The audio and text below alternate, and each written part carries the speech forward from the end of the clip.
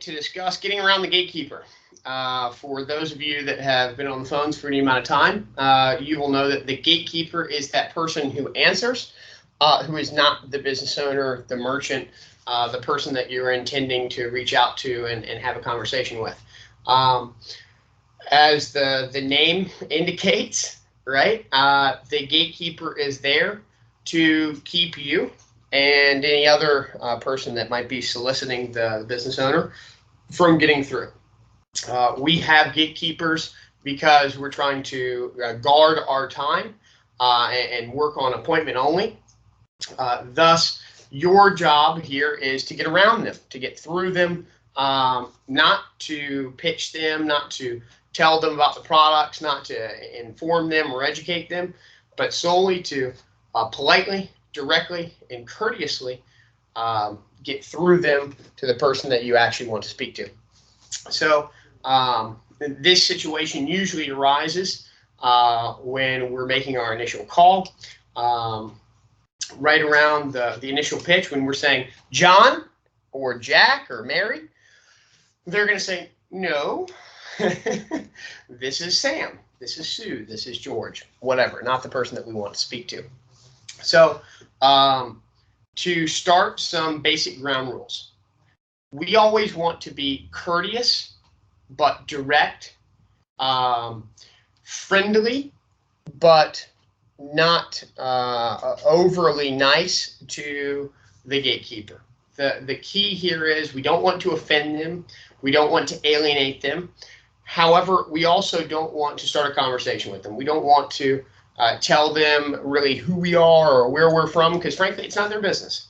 And doing so, if and when we do get through to the business owner, it may cause concerns for the business owner because their financials are private, right? Their need for working capital or for a loan is none of the secretary's business, frankly. A secretary might see someone taking a loan as a sign of trouble in the business. However, in many cases, and hopefully, it's a sign of opportunity. So it's not our place to get involved in their inter-office dynamics or inter-office relationship. And the best way to do that is just to get around them. So how does this sound? What are we going to do there? Well, usually it's going to start with them identifying themselves as someone else. Okay, they're going to ask a series of questions to us that we need to address directly and firmly, and then ask, or rather tell them to let us through, to let us around. Okay, so again, as far as positioning or posturing here, we want to be familiar, not familiar with them, familiar with the owner. Okay, so we want to sound like his friend, his long lost colleague, his comrade. We want to imply in how we say what we say that if they don't let us through, they're going to be in trouble. Okay, if they don't let us speak with the owner who we called for and are calling on, that they're missing out on an opportunity, that they're causing their owner to miss out on an opportunity. Okay, that's one.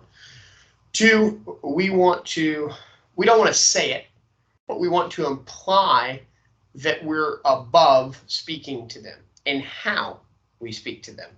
Okay, now this isn't saying that we don't come out and say, listen, you're a waste of my time, but we use short sentence structures in a downward inflection to imply that they need to get out of our way for their own best interests. Okay, so what does this sound like? You're going to address their questions, and then after addressing the question, you're going to say a series of one of three things. Okay, is he or she around? So is he in? Or sorry, is he around? Is he in? And then get him for me. Thanks. Okay. Notice I didn't say is he available. The reason for that is no one's available. The whole reason we have gatekeepers is so that because we don't want to be available to the public, right? So using the words, Is he available? Is going to surely get you a no, he's not available. Can I take your name and number and I'll pass along the message? That's not what we want. Nobody's calling us back. Okay, so we need to get through and present value. Okay, so the first one, is he around? And then the second time we say, is he in? Okay, because notice around, is he around the building? Is he around you now? They'll more often say yes to that because he is around than if you ask if he is available. Next, when we say, is he in? That's, is he in the building? Is he in the office? Is he there physically? By them saying yes to that question, we now can say, get him for me, thanks. Because it's a directive and there's very little reason for them to say no, aside from the fact that he's actually in a meeting, he's on a phone call, he is truly unavailable, okay, and not available to speak to anyone, not just you, okay? By saying, get him for me, thanks, thanks, thanks, with an upward inflection, thanks. It implies agreement, it implies familiarity, but more than anything else, it's signaling to the listener that the conversation is over.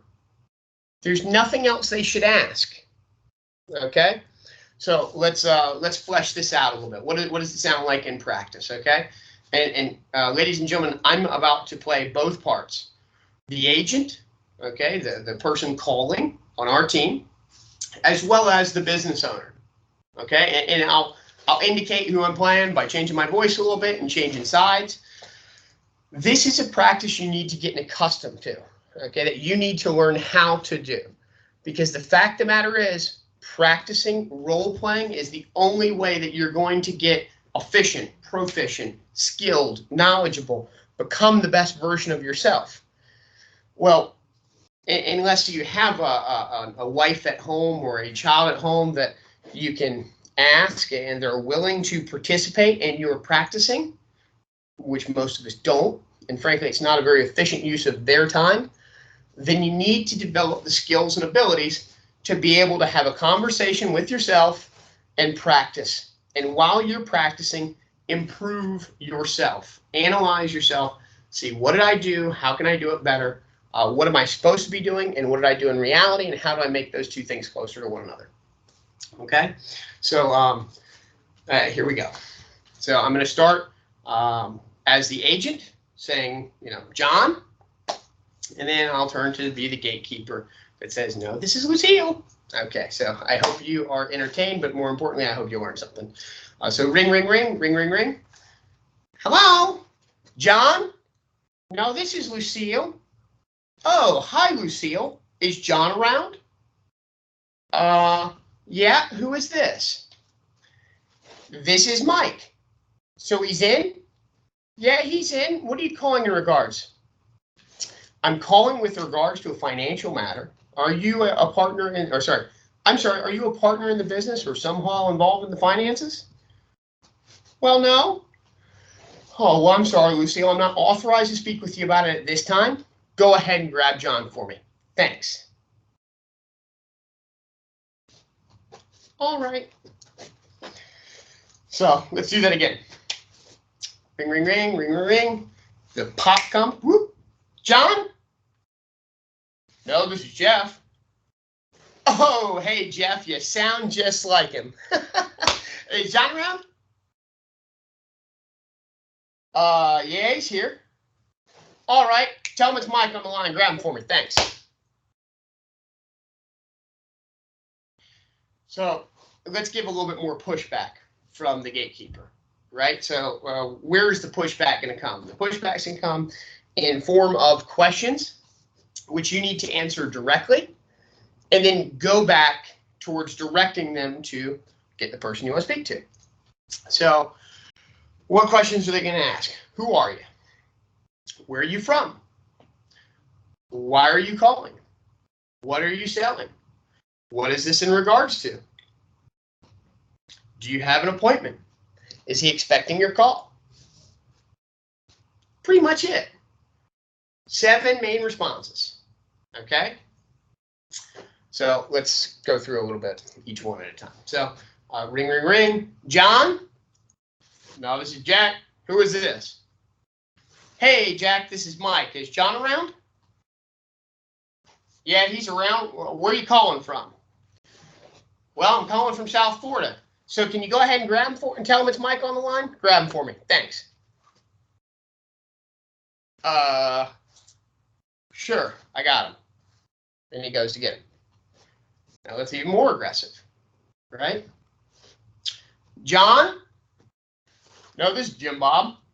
Who's this? Hey, Jim Bob, this is Mike. Is John in? Yeah, he's in. He's a little bit busy right now. Can I tell him who's calling? Sure, you can tell him Mike's on the line. Go ahead and grab him for me. Thanks. Well, like I said, he's busy. What is this regarding? Well, Jim Bob, are you a partner in the business or somehow in charge of the finances? Well, no. Well, I'm sorry, Jim Bob. I'm not authorized to speak with you on this subject at this time. But if John says it's okay, I'll be happy to share. Go ahead and grab John. Thanks. Okay. All right. Let's take away.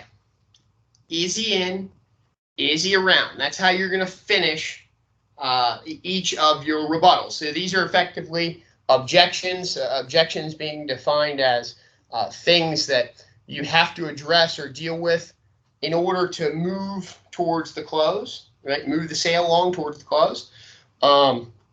These objections come in a few forms. You know, who are you? Where are you from? What are you selling? What is this in regards to? Is he expecting your call? Do you have an appointment? Right? So you're going to address those questions. And then after addressing the question directly, you're going to ask a question yourself to retake control of the sale, of the conversation, and direct the person to go get who you want to speak to. So address the question and then drive towards the sale. Okay, so once again, John? I know this is Mary. May I ask who's calling? Oh, hey, Mary, it's Mike. Is John around? Yeah, he is. And can I tell him where you're calling from? Yeah, no problem. Tell John that it's Mike from South Florida. I'm following up with him this morning as I decided in my email yesterday. Go ahead and grab him for me. Thanks. And what is this regarding? Well, I'm sorry, what was your name? Lisa, Luann, whatever it was. Are you somehow a partner in the business or a partner in the business or somehow in charge of the finances? Well, no. Oh, well, in that case, I'm sorry, but I'm not authorized to speak with you on this subject at this time. But if John says it's okay, I will. So go ahead and grab him for me. Thanks. And then pause and wait. Now let's just go through some of the other scenarios. Right? By the way, you'll notice a repeat. What is this in regards to, or what are you selling? Right? Ask them if they're a partner in the business or somehow in charge of the finances. They're going to say no unless they're a partner or somehow in charge of the finances, or they're the owner's wife or husband. In any of those scenarios, it's okay to pitch. It's okay to talk to that person about the products, the offerings. But if it's not one of those persons, then I don't authorize you to speak to them about it. So you can say, oh, I'm sorry, but I'm not authorized to speak with you on the subject at this time. If such and such says it's okay, then I will. Go ahead and grab them for me. Thanks. Notice nowhere in this exchange am I getting upset with the person. Nowhere in this exchange am I being aggressive or am I being evasive, right? I'm not trying to avoid answering the questions. I answer the questions directly. And then I redirect them to where I want them to go. The trick here, ladies and gentlemen, is having confidence in your voice, okay? Directing them, telling them what to do after addressing their question, because you're showing them the appropriate amount of respect, okay, that is cognizant with their position.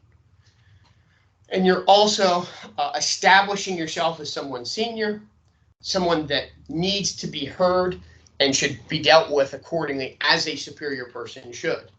Okay, with respect and reverence. Okay, so this was a little aside on dealing with the gatekeeper. Your takeaways that you need to remember are: address the question, okay, without saying your company or your product, right? Because frankly, you don't know which company the director is going to be coming from, and you're not sure what product we're ultimately going to be pitching or selling to them. So there's no reason to really address that. But you address the questions in other ways. You know, your location from South Florida, calling from my house, calling from the office, down here with Jim and Tom. You know, anything, the guys and girls next to you, anything that addresses the question so that you don't seem evasive, but then you ask your question to continue on to the road to the sale. Also, in and around are 1,000 times better than available. Why? Because no one's available, but they are in or around. So you get the yeses and you move towards the sale. Lastly, because you're speaking with confidence and you're being direct, when you say, get him for me, thanks, you have a much higher chance of success of being passed through. So today, really focus on applying this skill set, to refining this skill set. Gatekeepers come up with most of the larger clients. Okay, if we don't have their cell phone, we're calling through at the office, you're going to get a gatekeeper. This is what differentiates the women from the girls, okay, and the men from the boys. This is what establishes you as someone that can really hold their own, be a professional, and capture professionals out there in the world. So go out there, do your best. Looking forward to seeing the results. See you soon.